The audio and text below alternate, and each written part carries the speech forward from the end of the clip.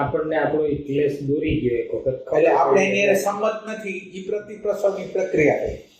પ્રતિપ્રસવની પ્રક્રિયા હવે એના પછી આપણે જીવનની અંદર અસ્તિત્વથી કેવો પ્રસંગ આવે છે, દિલમાં ચોટ પડે છે, એક મિનિટ શરીરમાં ચોટ પડે. ના એટલે પ્રતિપ્રસવ છે એ પ્રાઇમરી ભૂમિકા છે કે અવેરનેસ તરફ જવાની ગતિની શરૂઆત છે. એ પ્રાઇમરી સ્ટેજ થી શરૂઆત થાય છે. હવે ફરી પાછા એ ચક્રમાં પડી જાય છે અને આ રીતે એક દિવસ પસાર થતો છે. એટલે જ્યારે આ ખ્યાલ આવી જાય છે, ચોટ પડી અને પ્રતિપ્રસવ કરી લીધો. પ્રતિપ્રસવ કરી લીધો કે આખો નકશો ક્લિયર થઈ ગયો. આ નકશો ક્લિયર થઈ ગયો પછી શું કરવું? પછી આવે છે સૂત્ર કે ધ્યાન થયા. હવે ક્લેશ છે એ ક્લેશની અંદર જે વૃત્તિઓ પડેલી છે એનું કારણ સમજાવ્યું, પણ વૃત્તિઓ તો નીકળે છે ધ્યાન માધ્યમ દ્વારા. એ ખાલી પ્રતિપ્રસવથી રસ્તો ક્લિયર થઈ જાય છે અને ધ્યાન કહેશો પ્રતિપ્રસવથી રસ્તો ક્લિયર થઈ જાય એટલે ખ્યાલ આવી જાય કે શેને લીધે થયું. ના એટલે એની અંદર એવું છે કે પ્રેઝન્ટ મોમેન્ટ છે ને, તમે પ્રેઝન્ટ મોમેન્ટમાં રહ્યો છો, એના દ્વારા તમને તમારી અરાજકતાની ખબર પડે છે. અને એ અરાજકતાની અંદર જે નેગેટિવ અણુ પરમાણુ છે એની સાથે તમે સંમત થતા નથી. એ તમારી વિલ છે અને આ વિલ ધ્યાન તરફ દોરી જશે, અવેરનેસ તરફ દોરી જશે. અને અવેરનેસ જ્યારે આવશે ત્યારે એ ધ્યાનની અંદર આ વૃત્તિઓની સામે આમનો સામનો કરી આમનો સામનો બે. હજી પ્રતિપ્રસવનું થોડુંક આવે તો છે ભાઈ.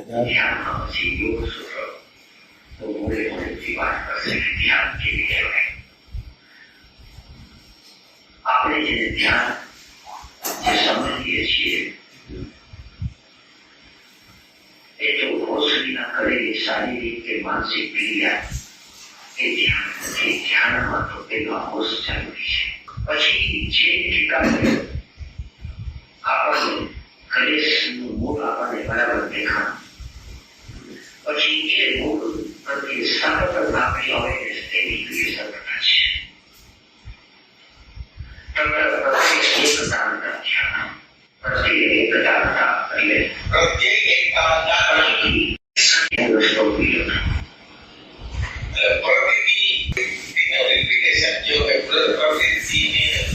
એટલે અવેરનેસ નું આવર્તન. એટલે આ જગ્યાએ હું રસ્તો ભૂલ્યો તો ભાઈ, એ તો બેગ જઈને જોઈએ એટલે ખબર પડે કે આ જગ્યાએ મારી ભૂલ હતી. પણ હવે ઈ છે ના, એટલે બેક નથી.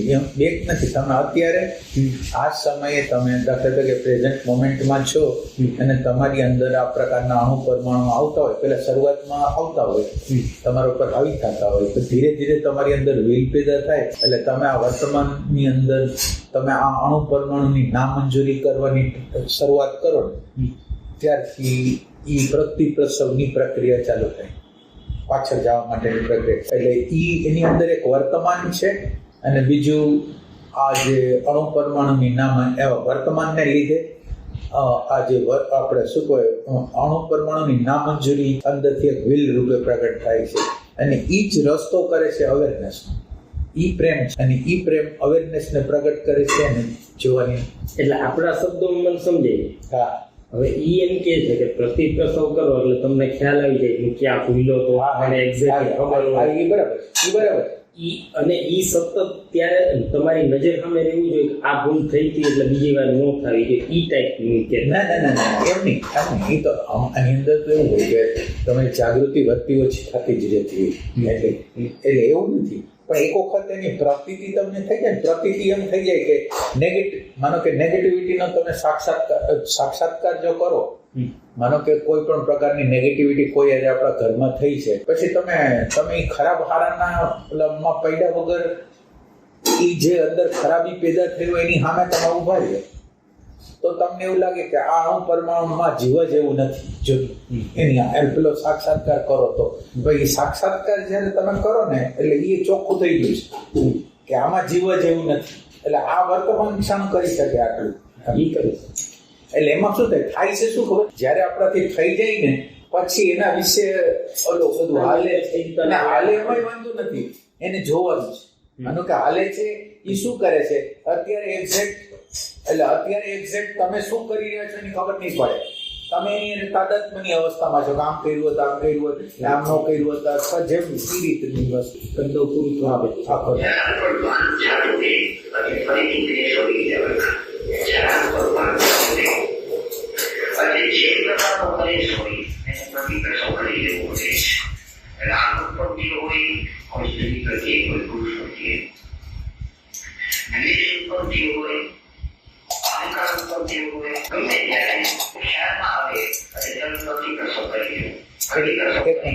પ્રતિપ્રસવ મને એવું છે પ્રતિક્રમણ જેવું છે એવું લાગે છે.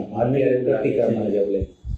પ્રતિક્રમણ એટલે આપણો શુભ વિચારો એની સામે રજૂ કરવા કે એનું કલ્યાણ. આ લોકો ઓલા જૈન લોકો કરે ને, સવારથી સાંજ થાય એટલે રાતે પછી બેસી અને જ્યાં ભૂલ થઈ હોય ત્યાં માફી માંગવી એ રીતનું.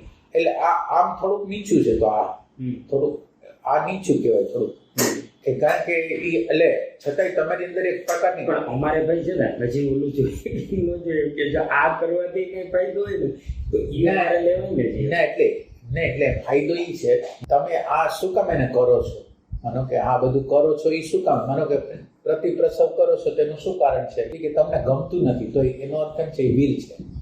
એટલે એમ ન થવું ના, એટલે એ વિલ છે એટલે એ તમને એમ ઉપયોગ થઈ જાય. એ વિલમાં ચેન્જ થવાનું છે એ રીતે, એટલે એ બરાબર છે.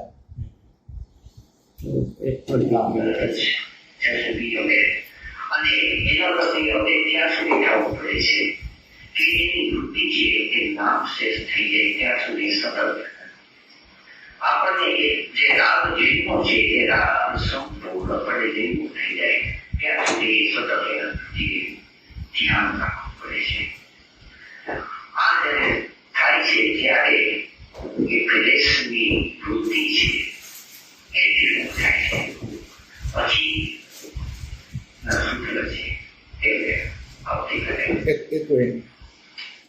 એટલે ધારો કે ઉદાહરણ લઈ, એને કીધું કે રાગ થયો છે એ જ્યાં સુધી એની પ્રસવ કરીને તમે એને એક્ઝેક્ટ નીકળે નહીં ત્યાં સુધી તમારે વધારે પડતું હવે રહેવું પડે. તો હવે એને કરવું શું ના, એટલે રાગ થયો તો રાગમાંથી નીકળવા માટે આપણે શું શું કરીશ, રાગ છે એમાંથી નીકળવા માટે શું શું કરીએ આપણે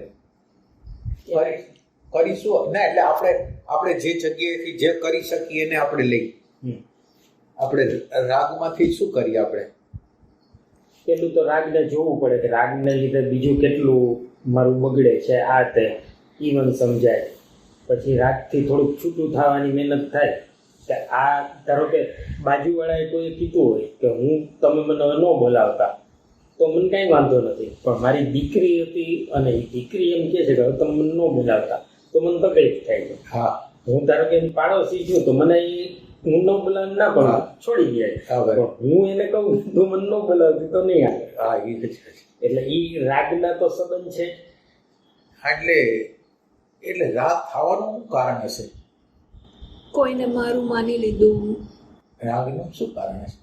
એટલે અભિનિવેશ કરો ના અત્યારે આપણે આપણી ભાષામાં જ ગોતી કે રાગ થવાનું કારણ શું હશે. મેં એને ઉછેરી, એની પાસે મારી કંઈક અપેક્ષા. હાલો ને, એ છોકરી છે એને ઉછેરી છે, અપેક્ષા છે, વાઇફ છે, મા બાપ છે. હા, તો રાગ થવાનું કારણ શું છે, આ મૂળ બેઝિક કારણ. રાગ એટલે કોઈની પ્રત્યે ખેંચાણ. ખેંચાણ શું ના થાય. કુદરતે કેટલીક આપણી અંદર મૂકેલી ઇન્સ્ટિંક્ટ છે. એટલે ધારો કે સ્ત્રી પ્રત્યેનું ખેંચાણ થાય છે તો એ ઓટોમેટિક કુદરતે રાખ્યું છે. બરાબર. બાળક પ્રત્યેનું થાય છે તો એને બાયોલોજિકલ મારું લાગે છે. હા, એટલે એમ જુદી જુદી ના, એટલે વસ્તુ ગમી જાય તો એટલે શું કામ એને ગમી જાય, એમની શું કામ એને પત્ની ગમી જાય છે, શું કામ એને બાળક ગમી જાય છે, શું કામ એને કોઈ ધર્મ સંપ્રદાય ગમી આ દુનિયામાં શું કામ એને ગમી જાય છે. ડેટાના લીધે કોઈ ડેટા આપણી અંદર નાખ્યું હોય કે આ સારું કહેવાય એટલે એના લીધે કન્ડિશનિંગ માઇન્ડની થઈ ગઈ હોય. એ તો હિપ્નોટિઝમ તો હોય જ, પણ આપણે તો એ હિપ્નોટિઝમની પારને તપાસી છે કે શું કામ એને થાય છે રાગ.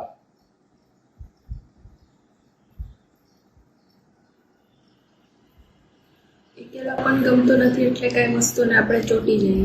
એટલે આપણે અંદર મૂળ સ્ત્રોત સાથે જોડાયેલા નથી ને, એટલે બહાર પકડવાનો પ્રયત્ન કરીએ. એટલે મૂળ આપણે કેન્દ્રથી છૂટા પડી ગયા છે અને આપણને જ્ઞાન નથી કે આનંદ અંદર છે, બહાર ગમે એટલું કરશો તો મળવાનો નથી. એટલે એનું બેઝિક કારણ છે એ આપણે આપણા કેન્દ્ર હારે જોડાયેલા નથી, શાંતિ, પ્રેમ, આનંદના. એટલે આપણે બહારના લોકોની જરૂર પડે, ડિપેન્ડન્સી જે પ્રગટ થાય છે એનું મુખ્ય કારણ છે એ આ છે, સ્વના કેન્દ્ર. જ્યાં લગીન સ્વરના કેન્દ્રમાં નહીં જોડાય ત્યાં લગીન રાગ જવાનો નથી, રિયલ સેન્સમાં રાગ જવાનો નથી. પછી હવે આ એનું બેઝિક વાત કરી. હવે પછી રાગ થઈ જાય છે અને રાગ થઈ ગયા પછી પરિણામ તરફ, હવે દાખલા તરીકે રાગ થયો છે એના પરિણામે સંઘર્ષ થાય છે. આ સંઘર્ષનો સાક્ષાત્કાર જેટલો થાય, દાખલા તરીકે આપણે ડિપેન્ડન્સી એટલી બધી હોય ને કે અમુક પ્રકારનો વ્યવહાર કરે તો અમુક પ્રકારનું રિએક્શન, અમુક પ્રકારનો વ્યવહાર કરે તો અમુક પ્રકારનું રિએક્શન. એ રિએક્શનો જે આવે છે એ મારા અંતઃકરણને કેટલા અંશમાં બગાડે છે અથવા મારું અંતઃકરણ કેવું કરી નાખે છે, એનો એક સાક્ષાત્કાર જોઈએ. જો આ સાક્ષાત્કાર બરાબર રીતે થઈ જાય, ડિપેન્ડન્સીનો સાક્ષાત્કાર, એટલે ખરેખર ડિપેન્ડન્સીનો સાક્ષાત્કાર કોઈને થતો જ નથી. કે દાખલા તરીકે આટલો ત્રાસ આપે છે એવું ખબર નથી પડતી, અને ત્રાસ આપે છે ત્યારે એને જોઈ નથી શકતા.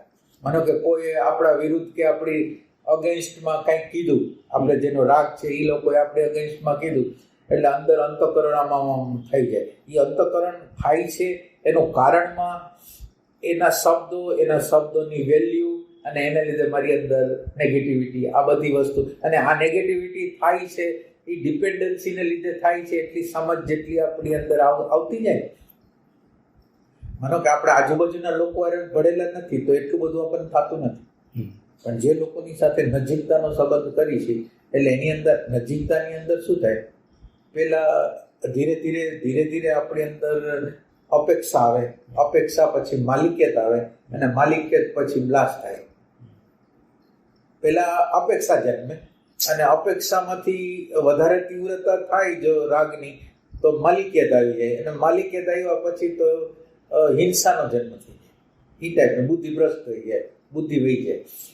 એટલે આપણે કરવાનું એ છે કે આ જે રાગ છે એ દ્વેષની અંદર પલટાઈને છેલ્લે આપણને હેરેસમેન્ટ કેટલું કરે છે એ આપણે સાક્ષાત્કાર કરી તો પછી આપણે એ રીતે થઈ શકે.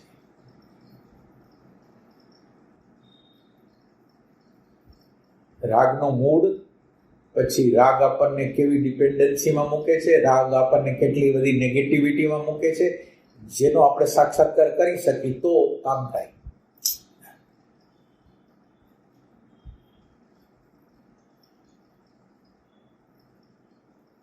એક નાનકડું જગત હોય આપણું, અને નાનકડા જગતમાં 2-4 વ્યક્તિઓ હોય, એના શબ્દોની આપણને એટલી બધી વેલ્યુ હોય. રાગ છે ને એ બધી જગ્યાએ હાલતો હોય, જ્યાં જેવો ત્યાં. એટલે કોઈ પણ ઘટના હાલતી હોય એમાં રાગ દેશ હાલતા જ હોય. આમ થવું જોઈએ, આમ ન થવું જોઈએ, આ એટલે રાગ તો આમ અંદર ઇનબિલ્ટ જ કેમ હાલતો હોય એવું છે. આપણે 2 ખાના બનાવીને રાખ્યા હોય ને, આને મને અનુકૂળ આ ખાનામાં, ઓલાની ઇમેજ આ ખાનામાં, અને પછી ઇમેજ થી ધરાધરી. એટલે આમ જોઈએ તો અવિદ્યા, અસ્મિતા, રાગ, દ્વેષ, અભિનિવેશ, આ સતત રીતે ચાલતી પ્રક્રિયા છે. સતત આખો દિવસ ચાલતી પ્રક્રિયા છે.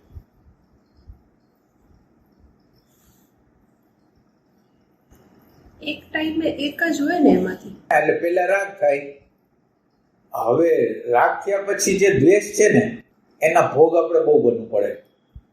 રાગ જેટલા અંશમાં હોય ને એટલા અંશમાં દ્વેષ હોય. એટલે રાગ ન કરી તો દ્વેષ ન થાય, પણ રાગ કર્યા પછી દ્વેષનું પરિણામ આપણી અંદર આવશે.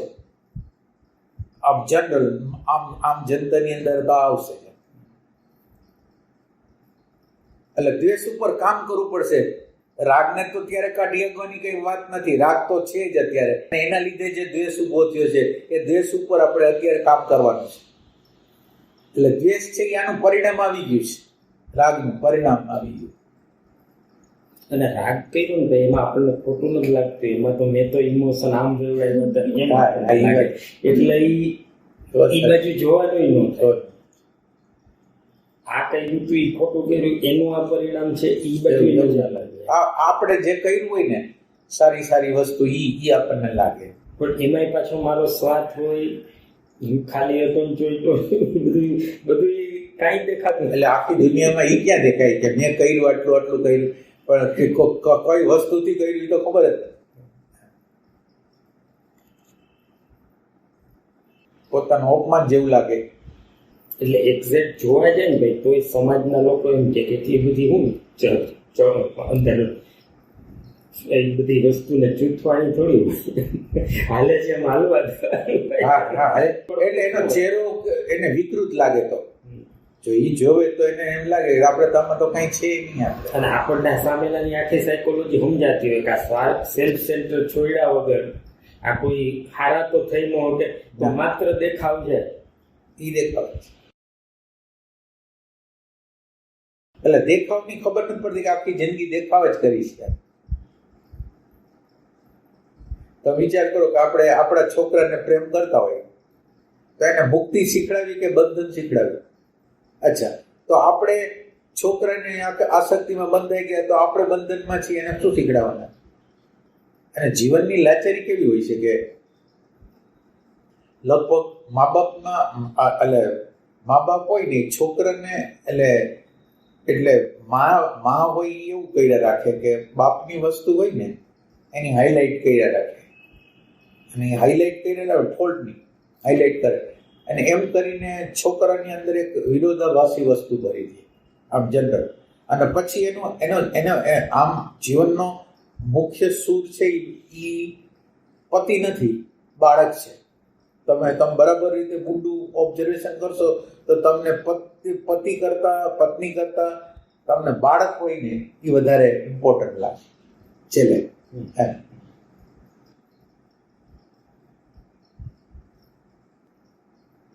એટલે આજે બાળક આપણને વૈરાગ્યનું વસ્તુ શીખડાવવા આવ્યું એમ કે આપણે ન શીખ્યા તો એ કે હાલો હું તમને શીખડાવું.